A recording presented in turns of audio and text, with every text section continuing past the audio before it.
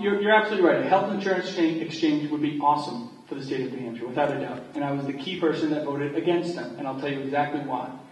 These exchanges that the Obama administration has put out there for the states to essentially design come with all the bells and whistles of, frankly, the Obama administration.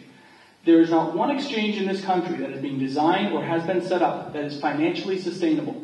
Nobody knows how to make them work themselves, to feed themselves, which means the states will be on the line for massive amounts of money. And the rough estimate we got from an independent group was it could be up to $100 million to $200 million in just the first 3 or 4 years. So I don't know whether that's number true or not, but the fact is nobody's figured it out yet.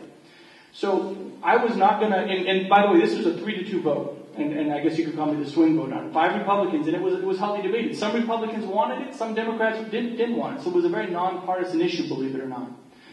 At the end of the day, I was not going to put New Hampshire in a position to create an exchange. And this whole idea that we're going to design our own, that's an illusion of control. They all have to be approved by Washington. Washington does not know what is best for the state. We do.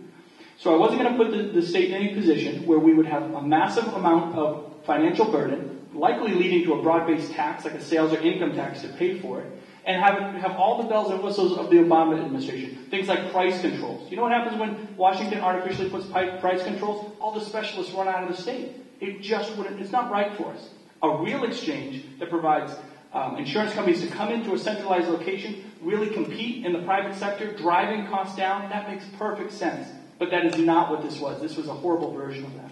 So at the end of the day, I wasn't going to put my vote out there. If the federal government wants it so bad, they can come in, they can design it, they can run it, and they can pay for it. It's not right for New Hampshire, and just because we would help them design it, wouldn't have helped us financially at all. And it would have been a burden on our state, and just not right for us. So yeah, I voted against my fellow Republicans.